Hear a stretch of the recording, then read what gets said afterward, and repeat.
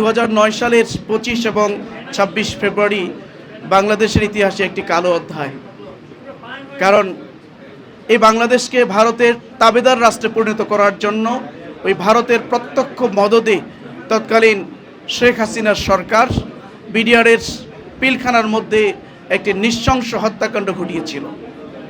এই ঘটনার মধ্য দিয়ে মূলত তারা দুইটি উদ্দেশ্য হাসিল করতে চেয়েছিল। একটি হলো আমাদের বাংলাদেশের সীমান্তের অত্যন্ত প্রহরী যারা ওই কুড়িগ্রামের রৌমারিতে জীবন বাজি রেখে আমাদের সীমান্তকে যারা রক্ষা করেছিল, সারা বাংলাদেশের প্রত্যেকটি সীমান্ত যারা জীবন বাজি রেখে লড়াই সংগ্রাম করে যারা এই সীমান্তকে পাহারা দেয়, সেই বিডিআরকে ধ্বংস করা, পাশাপাশি বাংলাদেশের স্বাধীনতার সার্বভৌমত্বের অত্যন্ত প্রহরী আমাদের দেশপ্রেমিক সেনাবাহিনীর এই শক্তিকে নষ্ট করে দিয়ে বাংলাদেশকে মূলত ভারতের তাবেদার রাষ্ট্রে পরিণত করার জন্য এই নীলনকশার অংশ হিসেবেই মূলত সেদিন এই হত্যাকাণ্ড ঘটনা হয়েছিল।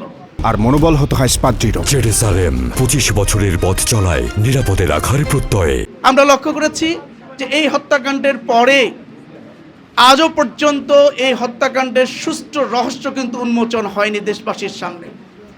সেনাবাহিনীর নেতৃত্বে যেই তদন্ত হয়েছিল সেই তদন্ত কিন্তু আজও পর্যন্ত বাংলাদেশের মানুষ সেটি জানতে পারেনি।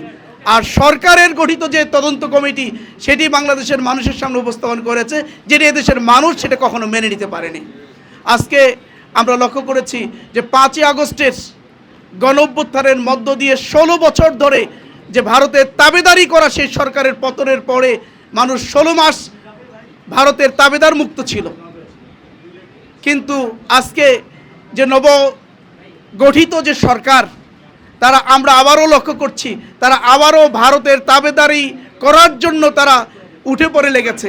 আমরা স্পষ্ট করে বলতে চাই, বাংলাদেশের মানুষ আর কোনো দিন ভারতের তাবেদারকে কখনো মেনে নেবে না। প্রয়োজনে 5 আগস্টের মতো আরও 5 আগস্ট ঘটবে, কিন্তু এদেশকে আমরা ভারতের তাবেদার মুক্ত রাখবো ইনশাআল্লাহ। তাই আসুন সম্মানিত ভাইরা আমার, আমরা দেশপ্রেমিক জনতা হিসেবে আমরা চাই যে বিডিআরের যে পিলখানার হত্যাকাণ্ড ঘটেছিল সেই হত্যাকাণ্ডের অরিজিনাল রহস্য উন্মোচন হোক বাংলাদেশের মানুষের সামনে। তাহলে এদেশের মানুষ বুঝতে পারবে যে কারা এই হত্যাকাণ্ডের সাথে সরাসরি জড়িত ছিল। আমাদের কাছে আশ্চর্যজনক লাগছে, একটা দেশের সর্ববৃহৎ একটা বাহিনী, যে বাহিনীর 57 জন সেনা অফিসার হত্যা হয়েছে, সেটার বিচার যদি এদেশের মানুষ প্রত্যক্ষ করতে না পারে, তাহলে অন্য হত্যাকাণ্ডের বিচার এদেশে কিভাবে হবে, মানুষ কিভাবে পেতে পারে? আমরা এ থেকে মুক্তি পেতে চাই। আমরা আজকে দাবি করি এটার পরিষ্কার স্বচ্ছ একটা বিচার মানুষ প্রত্যক্ষ করবে, মানুষ বিশ্বাস করবে এ বিচার হয়েছে। যদি না হয় এরকম ঘটনা, বাংলাদেশের মানুষ যে সময় দেশের ক্রাইসিস হয়েছে, যখন প্রতিবাদী হয়েছে, আবার প্রতিবাদ করবে, মানুষ তাদের অধিকার আদায় করে নেবে ইনশাল্লাহ। আমি দোয়া করি সেনা অফিসার যারা শহীদ হয়েছেন, আল্লাহ তাদেরকে শহীদ হিসেবে কবুল করুক, তাদের বিচার মানুষ দেখতে পাক।